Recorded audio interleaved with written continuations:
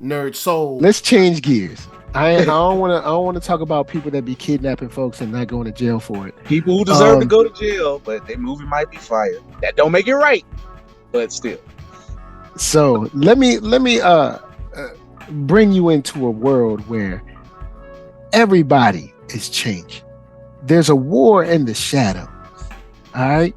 And people may not be who they seem, all right? I'm talking about Marvel Studios' Secret Invasion. That's right. Secret Invasion Lord. dropped a new trailer, all right? Coming on that Disney Plus, all right? All right? You got Samuel Jackson out there. He's Nick Fury, just trying to make it right. He just trying to win. He was trying to be cool, and they pulled him back in the game. I'm gonna throw this to Coop. Coop, you saw the trailer. You know what I'm saying? You looked at it. Are you feeling it? Where you at? Oh man, that C-Mobile got us. See? Once again. What? Goodness. So, Mark Dub, how you feeling about Marvel Studios' Secret Invasion? Well, you know what, man? Like, so I've had my gripes about the last phase. I think they did a lot of things right with the TV shows, but the movies left a lot to be desired for me, with maybe the exception of Black Panther 2. However, Secret Invasion looks like a step in the right direction to me. Okay. I mean, you got Samuel L. Jackson in his element. He's Nicholas Fury. He's looking like he been off the grid for a minute. Yeah, he don't look like he trusts nobody. Nobody looks like they can be trusted. Yeah. Look like he gonna have some cool, like Nick Fury, tech. He's grizzled. Yes. He's ready for a war, if you will. Now, I know we got a couple new characters in this trailer. We do get to kind of expand some looks. We get to see kind of like terrorist activity. For some reason, this trailer just didn't hit me like the first one did. I don't know why. I don't think it's a particularly bad trailer. I don't know. Maybe it's because we're dealing with a Secret Invasion and I don't really see any heroes involved at all. And I know, of course, we got to adapt this for kind of like to match what's going on with the MCU right now, characters, and plus, of course, doing a comic book and then doing like real people's contracts is not the same. But if that's the case, it doesn't seem to bring the same weight, because what brought the weight in the original storyline was that these heroes were kind of, they were at risk. But we do get a quick clip where someone is looking at a newspaper and it talks about the attack on New York, and it talks about the Avengers, and someone asks, like, where are the Avengers? So there may be more stuff that we're just not seeing, you know what I'm saying? Because of course, they gotta hold a little something back, you know what I'm saying? So maybe there's stuff that we aren't seeing, because all we get is Rhodey, we get Maria Hill, we get Amelia Clark in there. I don't know what her character is. I'm sure somebody in the comments will let me know. But I don't know. It's not moving me how I hoped it would. Now, that doesn't mean it's not going to be good, because at the end we do see one of the Skrulls kind of like whip out their like extendo tubey arm or something like that. Yeah, like his arm looked like a bunch of old tendrils. My bad, I was on mute. I want to drop a counterpoint. All right. It's something you said that, and maybe not a counterpoint, but a way to. Well, for one, I do say, like the new extending arm, that was new. It does feel a little bit different from the original kind of teaser trailer of Secret Invasion, but you see kind of more of Nick. I think this is letting you know the tone is serious. Ain't none of that play ha. Nah, I don't think there's going to be a lot of jokes in this. And then Marvel does that thing when the screen comes on the color, the tone kind of matches the colors. The colors were dark and gray, with like black and gray. And you see the terrorist attacks. You see these different things. It's kind of like, if you want to say the extended version of Winter Soldier, the extended Winter Soldier universe. Yeah, we don't have all the heroes. We don't know yet. We don't know. Marvel, sometimes when they actually been put in work, they are good at hiding stuff. And it's centered around Samuel Jackson as Nick Fury. That's enough for me. Well, sometimes they too good at hiding stuff. Like in that first Ant-Man trailer, they were too good at hiding a character, and they really didn't make me care about the movie at all. It wasn't until I saw that particular character. I don't even want to talk about Ant-Man. I want to forget Ant-Man. I want to focus on Samuel Jackson. I think he gonna kill it with the tone. Oh yeah, Samuel, acting wise, he's got this. So I feel like even if it's just like, I bet it ain't gonna be no snakes on no plane. Nah, he done. But I do agree with your point. I think we won't get that many heroes because depending on when this was made, this might have been one of the last shows that before they had to start cost cutting, as they, that again, real life happens. So this might have made the cut, but they also don't want to bloat the budget's too big for series because there's no, I ain't gonna say there's no return on it. There's no immediate gratification return on it. Because basically, is this a tool that would get more people to subscribe to Disney Plus? Since there's no ratings and whatever, I guess if you get more subscriptions, you can charge more for ads. But there's no. Well, also ads. You got to remember, you got to keep the subscribers you got happy too. Yeah, so you know what I'm saying, so you can keep that guaranteed subscription money.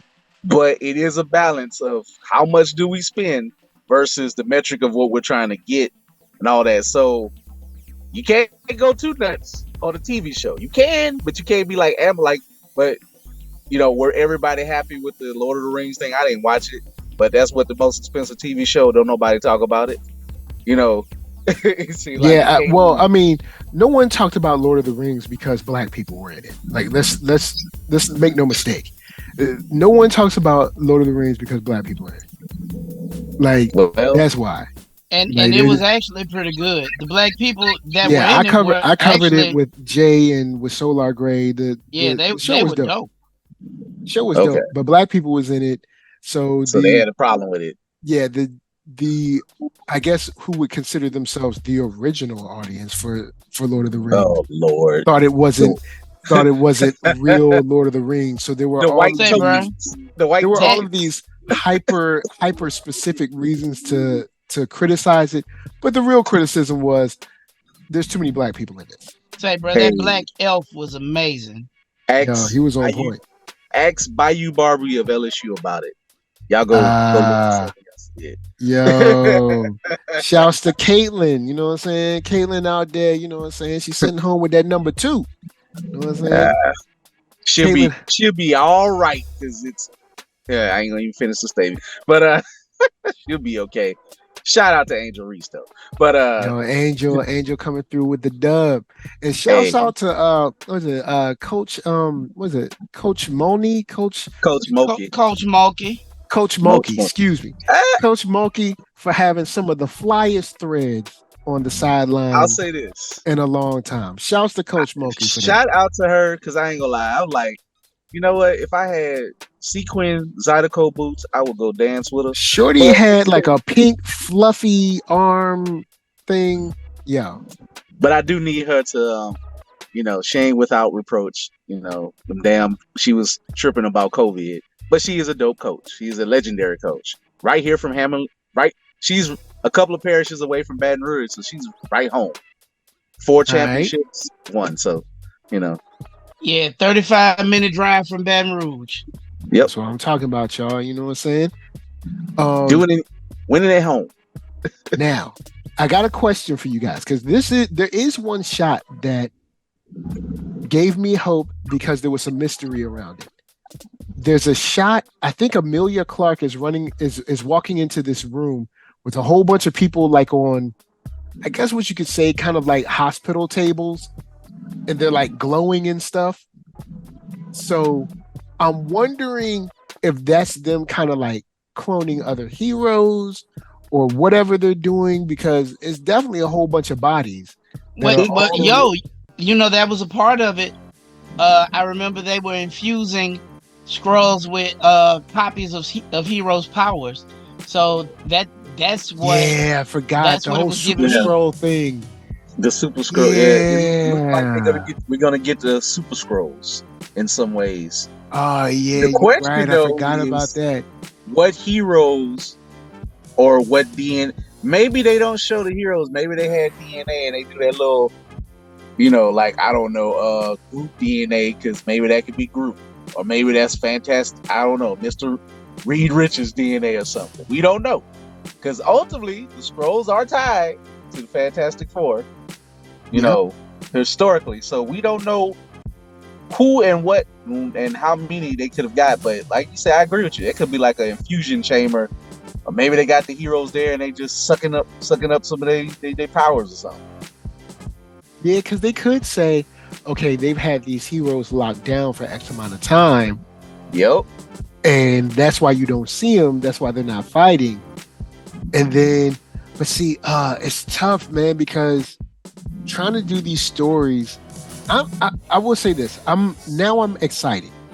I'm excited because I want to see how they pull this off without the introduction of the X-Men. Because one of the biggest things I remember in the story was even Wolverine couldn't tell the difference. Nope. Because that was one of the big things, because he was like, I can't smell the difference between, this scroll and, I can't remember who, Mystique or whoever it was. The only person who had the clear-cut ability to do it, he's a random character. It was X-ray, like he had X-ray powers, or X-Man, or D-Ray Man or something. It was a weird power that only he could do to tell a scroll, and they would go scroll hunting, I think. That was kind of last you heard of that character. But I think he was like Shades, or I don't know if it was Shades or one of those ex-Luke Cage characters or something. Yeah. They just threw him in the mix. I still remember that book though, where that ship of fake clones, and they had the old characters, and they were looking in the mirror and they were laughing at Beast was looking at himself, his old version of himself, and he just kept saying stars and garters over and over again. He was like, what? He was like, what is this? And he's like, it's me, I'm Beast. Like, I don't even say that no more. It's like, that's not me. It's like, so you know what? With this little piece of mystery, and of course you got the boy Nick Fury. Look at you guys. You guys went and made the trailer more interesting. I'm ready for this. You, man. You know what I'm saying? I'm ready. Let's see what it's mystery. I don't know why we got Emilia Clarke in here, except for the fact that she's famous. But I don't. We could have casted any of the women from like the Dora Milaje or from like Wonder Woman's Amazons, because we gonna need to fight. And Emilia Clarke is like 4'1". So see, Mike, you asking for too much now. They're like, oh, no. I just want someone who looks like they can jump kick somebody. Like Emilia Clarke is, like, But hey, don't you understand? But with that said, you got Tom Cruise running around in Mission Impossible. So hey, you never know.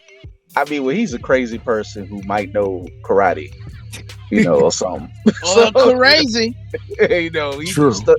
He's the number one stunner out here. So not the number one stunner though. So, he ain't exactly a good test case for a smaller person doing things. Oh boy! All right, so final thoughts on Secret Invasion and where they can find you. Let me throw it to your boy Mark Dub. All right, y'all. So it's Mark Dub, half man, part amazing, spicy like that Creole, not that Cajun. Look, y'all, I'm all over this thing. I am excited now because Mike and Coop have done such a marvelous job of asking the right questions to stimulate further thought. So I will be peeping this joint as it comes out. Can't go wrong with Samuel L. Jackson. Man, y'all can find me. I'm Mark Dub on IG. I'm Mark Dub 44 on the Twitter. And I'm Mark Wallace in the real life. and we know that Facebook is real life. So yeah, y'all can find me in all these places. Nice. All right, cool. My final thoughts, man. Look, it's focusing on Samuel Jackson. The tone seems to be on point. I don't think we're going to get Love and Thor or whatever Thor and slapstick. This one, I don't think we're going to Thank get. you. I don't think God. we're going to get tap jump in this one. You know, shout out to Cassie. You know, the activist, super scientist, freedom fighter, who also is a part-time new superhero who beat Kane or something, and MODOK. But the tap jump, as I call it. So I don't think we're gonna get none of that foolishness this time around. I think because it's a series, we get to explore. We're gonna get our procedural. We're gonna get a lot of action. You know, we're gonna have some dialogue and stuff, but we're gonna finally see the Skrulls at their scrolliest, being evil like they were supposed to be. You know, I feel bad for Talos because I think Talos gonna get killed because you know he out here, you know, turning on his own people. But you know, the Skrulls got they so many sections or whatever, and they're like, if you ain't down with they sect, because these Skrulls are supposed to be the very, very super religious Skrulls. If they stick by the story, and if the Skrull Queen, if they deal with that, you never know. Expect a lot of twists and turns, a lot of double cross. You're gonna get some surprises. I think we're gonna be pleased. Tone, and I don't think Samuel Jackson is gonna miss. And that's my thoughts on it. You can find me at www.blerd-ish.com. Sale coming up this week. Should have another sale in April. We got different events coming up. April 16th, Lazy Nerds. April 22nd, I'm going to be at Mobile Bay Anime Fest. April 23rd, I'm going to be at Hancock County Library Fan Fest as well too. And Pelican on April 29th. And eventually, further down the line, you will see Mike back in our presence in Baton Rouge, Louisiana. First week in August. We're going to keep promoting that thing, just as CypherCon, spreading the word. That's what's up. And NERD, SOUL, Facebook, Instagram, Twitter, TikTok, podcast, all that jazz. Blue Beetle's hot. Secret Invasion has gone from warm to now hot, but not as hot as Blue Beetle right now. But it could switch over. You never know. Thanks to you guys. But I will say this. I'm excited for both of them. We got a lot of good stuff coming. And it's a good time, man. It's a good problem to have when there's so much good stuff to watch. You can't watch it all. So until next time, until the next achievement, until the next time you can't see your opponent, until the next time you until the next time ESPN produces a whole segment about how it's so great about somebody and then use that same thing to say that someone's wrong. The true villainy. True villainy. Yep. I bid you guys adieu. And from us to you, we say peace. I can't see you. I don't like that disrespect.